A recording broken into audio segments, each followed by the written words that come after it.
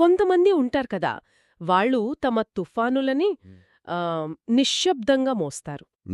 నిజమే. ఈరోజు మన విశ్లేషణకు బహుశా ఇదే సరైన పునాది అనుకుంటాను. మనందరి జీవితంలో ఇలాంటి వాళ్ళు కనిపిస్తూనే ఉంటారు. అవును. ఎప్పుడూ ధైర్యంగా ఒక కొండలా నిలబడుతూ అందరికీ అండగా ఉంటారు. వాళ్ళని చూసినప్పుడు మనకేమనిపిస్తుంది?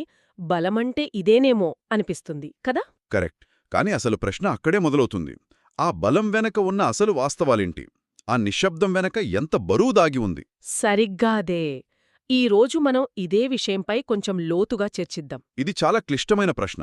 ఎందుకంటే సమాజం బలాన్ని ఒకలా చూస్తే, మానసిక శాస్త్రం దాన్ని పూర్తిగా భిన్నమైన కోణంలో చూస్తుంది. దాని గురించే మనం ఈరోజు మాట్లాడబోతున్నాం. మన దగ్గర కొన్ని ఆసక్తికరమైన సోర్సెస్ కూడా ఉన్నాయి. అవును. మన చేతిలో 3 విభిన్నమైన అంశాలున్నాయి. ఒకటి, హైపర్ ఇండిపెండెన్స్ గురించి వచ్చిన ఒక psychological research paper. Hyper independence అంటే అతి స్వాతంత్ర్యం. అంతే. ఇక రెండవది, ప్రఖ్యాత పరిశోధకురాలు బ్రెనే బ్రౌన్ వల్నరబిలిటీ గురించి రాసిన ఒక పుస్తకం. అంటే మన బలహీనతను అంగీకరించడం గురించి. ఇది చాలా ముఖ్యమైన అంశం. చాలా ముఖ్యం.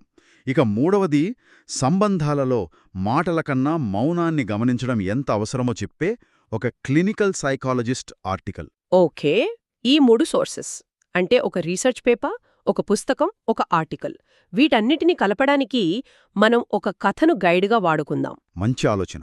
ఈ కథ పేరు సహాయమడగని స్నేహితుడు. ఈ కథలోని పాత్ర ప్రయాణం ద్వారా మనం ఇందాక చెప్పుకున్న సోర్సెస్లోని విషయాలను ఒక్కొక్కటిగా విశ్లేషిద్దాం. సరే, అయితే కథతోనే మొదలు పెడదాం. అలాగే. కథలోకి వెళ్తే, ఒక వ్యక్తి ఉండేవాడు. అందరూ అతన్ని ఒక ధైర్యానికి మారుపేరుగా చూసేవారు.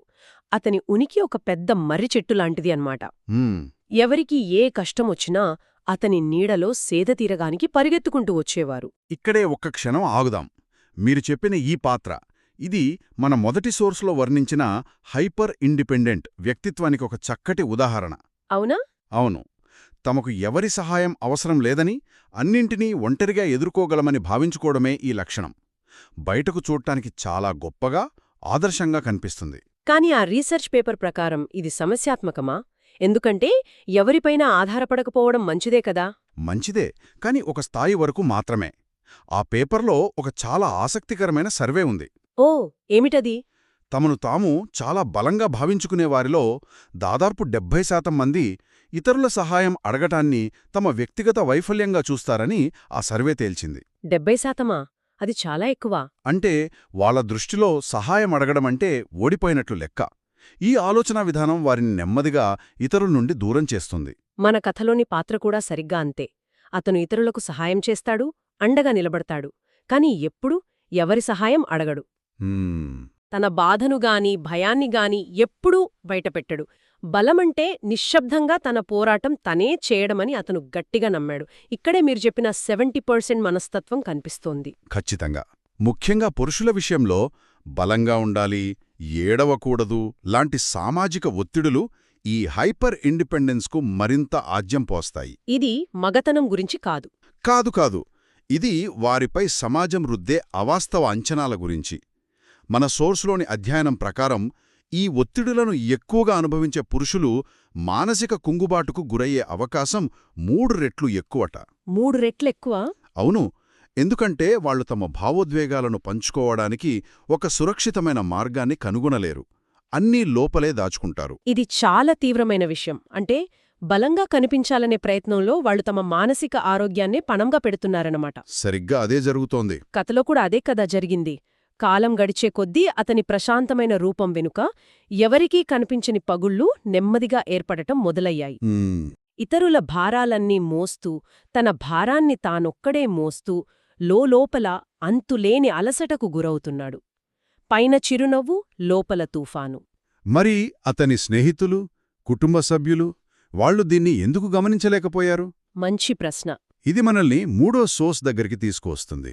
క్లినికల్ సైకాలజిస్ట్ రాసిన ఆ ఆర్టికల్.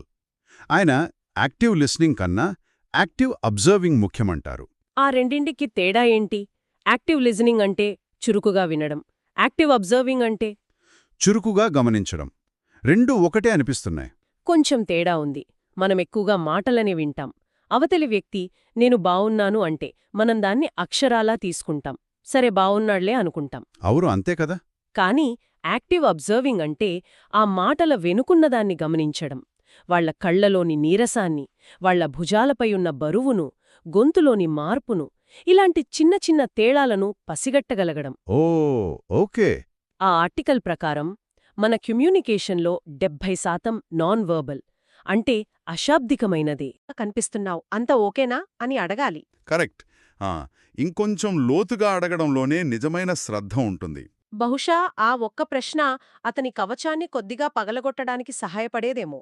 ఏమో సహాయపడవచ్చు. కాని ఆ అవకాశం అతని స్నేహితులు ఇవ్వలేకపోయారు. ఎందుకంటే అతను ఎప్పుడూ అంత బలంగా కనిపించేవాడు. అతని చుట్టూ ఒక అదృశ్యమైన గోడ కట్టుకున్నాడు. ఇది మనల్ని బ్రెనే బ్రౌన్ పరిశోధనకు, మన రెండో సోర్స్కు తీసుకువస్తుంది. ఆ గోడను పగలగొట్టే శక్తి వల్నరబిలిటీకి మాత్రమే ఉంది అని ఆమె అంటారు. కథలోని క్లైమాక్స్ కూడా అదే. చివరికి ఒకరోజు అతనిక భరించలేక కుప్పకూలిపోయాడు. తనలో తాను మోస్తున్న భారం, దాస్తున్న బాధ అన్నీ ఒక్కసారిగా ఆనకట్ట తెంచుకున్న వరదలా బయటకొచ్చాయి. ఇది చూసి అతని స్నేహితులందరూ షాక్కు గురయ్యారు. అవును, కొండలాంటి మనిషి ఇలా కూలిపోవడం వాళ్లు జీర్ణించుకోలేకపోయారు. ఈ కుప్పకూరడం అనేది వల్నరబిలిటీని బలవంతంగా ప్రదర్శించడం లాంటిది. బ్రెనే బ్రౌన్ ఏమంటారంటే, మనం స్వచ్ఛందంగా మన బలహీనతలను అంగీకరించి వాటిని నమ్మకమైన వారితో పంచుకున్నప్పుడు అది ధైర్యమవుతుంది. ఓకే. అలా కాకుండా వాటిని చివరిదాకా అణిచిపెట్టి అవి మనల్ని కూల్చే వరకు తెచ్చుకుంటే అది సంక్షోభమవుతుంది. మన కథలోని పాత్ర రెండో దారిని ఎంచుకున్నాడు. కానీ వల్నరబిలిటీ అంటే మనల్ని మనం బలహీనంగా ఇతరుల ముందు ఉంచుకోవడం కదా. దాన్ని బలమని ఎలా అంటారు? ఇది కొంచెం విరుద్ధంగా అనిపిస్తోంది. ఆ పుస్తకంలో ఒక అద్భుతమైన ఉదాహరణ ఉంది. ఒక పెద్ద కంపెనీ సీఈఓ ఒక ముఖ్యమైన ప్రాజెక్ట్ ఫెయిల్ అవుతుందేమోనన్న తన భయాన్ని తన టీం ముందు చాలా నిజాయితీగా ఒప్పుకున్నాడు. అప్పుడేమైంది? అతనలా చెప్పగానే టీం నైతిక స్థైర్యం పడిపోతుందని అందరూ అనుకున్నారు. కాని దానికి సరిగ్గా వ్యతిరేకం జరిగింది. టీం సభ్యులలో అతనిపై నమ్మకం, గౌరవం రెట్టింపయ్యాయి. ఆశ్చర్యంగా ఉంది. ఎందుకంటే వాళ్ల నాయకుడి నిజాయితీ, తన పరిమితులను అంగీకరించే ధైర్యం వారిలో కొత్త ఉత్సాహాన్ని నింపింది. పర్ఫెక్ట్గా లేకపోయినా పర్వాలేదు అనే భరోసా వారికి దొరికింది. అదే నిజమైన బలం అని ఆమె వాదిస్తారు. అద్భుతం. అంటే మనం మన కవచాన్ని తీసేసినప్పుడే ఇతరులు మనకు నిజంగా కనెక్ట్ అవ్వగలరు. ఖచ్చితంగా. కథలోని ఆ స్నేహితుడు ధరించిన ఆ బలం అనే కవచమే అతన్ని చివరికి ఒంటరిని చేసింది. అతని చుట్టూ మనుషులున్నా అతను ఒంటరిగానే మిగిలిపోయాడు. ఖచ్చితంగా. ఎందుకంటే సంబంధం అంటే ఇచ్చిపుచ్చుకోవడం, అందులో భావోద్వేగాలను పంచుకోవడం కూడా ఒక భాగం.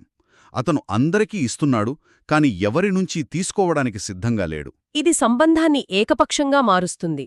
అవును, అసమతుల్యంగా మారుస్తుంది. మనం అర్థం చేసుకోవాల్సిందేంటంటే, సహాయం అడగడం ద్వారా మనం అవతలి వారికి భారమవ్వడం లేదు. బదులుగా మనపై వారికున్న ప్రేమను, శ్రద్ధను చూపించడానికి ఒక అవకాశమిస్తున్నాం. ఉంచలేకపోయామని తెలుసుకుని విస్తుపోయారు. నిశ్శబ్దం ఎల్లప్పుడూ బలం కాదని, కొన్నిసార్లు అది సహాయం కోసం చేసే ఆర్తనాదం అని వారు చాలా ఆలస్యంగా తెలుసుకున్నారు. అతని మౌనాన్ని వాళ్లు బలంగా అనుకున్నారు, కాని అది బరువు అని గుర్తించలేకపోయారు. దీని నుండి మనం నేర్చుకోవాల్సింది చాలా ఉంది. ఒకటి మన కోసం, మరొకటి మన చుట్టూ ఉన్నవారి కోసం. ఎలా? మనలో ఆ సహాయమడగని స్నేహితుడు లక్షణాలు కనిపిస్తే మనల్ని మనం ప్రశ్నించుకోవాలి. నేను ఎందుకు సహాయం అడగటానికి భయపడుతున్నాను? ఇతరులకు భారమవుతాననా, లేక నన్ను తక్కువగా అంచనా వేస్తారనా అని. అయితే ఈ మొత్తం చర్చ నుండి మనం ఏం గ్రహించాలి? ఈ కథ, ఈ 3 సోర్సెస్ మనకు అంతిమంగా ఇచ్చే సందేశమేమిటి? మన జీవితంలో దీన్ని ఎలా అన్వయించుకోవాలి? సందేశం చాలా స్పష్టంగా ఉంది. మన సోర్సెస్ అన్నీ కూడా ఒకే విషయం వైపు వేలు చూపిస్తున్నాయి. నిజమైన బలమంటే అభేద్యమైన కవచం ధరించడం కాదు, మనల్ని మనం నిజాయితీగా అంగీకరించడంలో ఉంది. మొదటిది, మనలో మనం ఆ సహాయమడగని స్నేహితుణ్ణి గుర్తిస్తే మన కవచాన్ని కొంచెం పక్కన పెట్టి మనల్ని ప్రేమించేవారిని లోపలికి రానివ్వాలి. సహాయమడగటం ఒక నైపుణ్యం లాంటిది. దాన్ని ప్రాక్టీస్ చేయాలి. చిన్న విషయాలతో మొదలుపెట్టొచ్చు. అవును, చిన్న విషయాలతో. ఇక రెండవది, మన చుట్టూ ఉన్నవారి కోసం. మన స్నేహితులు, కుటుంబ సభ్యులు బాగున్నాను అన్నప్పుడు ఆ మాటను గుడ్డిగా నమ్మేయకుండా ఒక్క క్షణం ఆగి వారి కళ్లలోకి చూడాలి. వాళ్ల ప్రవర్తనను గమనించాలి. మాటల వెనుక ఉన్న మౌనాన్ని వినడానికి ప్రయత్నించాలి. పైపైన పలకరింపులతో సరిపెట్టకుండా నిజమైన సంభాషణలు జరపాలి. సరిగ్గా అదే. ఎందుకంటే ప్రతి ఒక్కరూ తమ పోరాటాన్ని బయటకు చెప్పుకోలేరు. ముఖ్యంగా ఎప్పుడూ ఇతరులకు అండగా నిలబడేవాళ్లు తమకు ఒకరు అండగా కావాలని అడగటానికి చాలా సంకోచిస్తారు. వాళ్లకు మనం ఆ భరోసా ఇవ్వాలి. మనం ఇవ్వాలి. నువ్వు బలంగా లేకపోయినా పర్వాలేదు, నేనున్నాను అని చెప్పగలగాలి. అదే నిజమైన స్నేహం. చివరగా ఒక ప్రశ్నతో ఈ చర్చను ముగిద్దాం. ఈ ప్రశ్న మనందరం ఆలోచించుకోవాల్సినది. అడగండి. మనం మన చుట్టూ ఉన్న వారి నిశ్శబ్దాన్ని వినడానికి నిజంగా ప్రయత్నిస్తున్నామా? లేక మన నిశ్శబ్దాన్ని ఎవరైనా వినాలని మౌనంగా ఎదురుచూస్తున్నామా? హ్మ్. ఈ ఆలోచనతో ఈ రోజుకి ముగిద్దాం.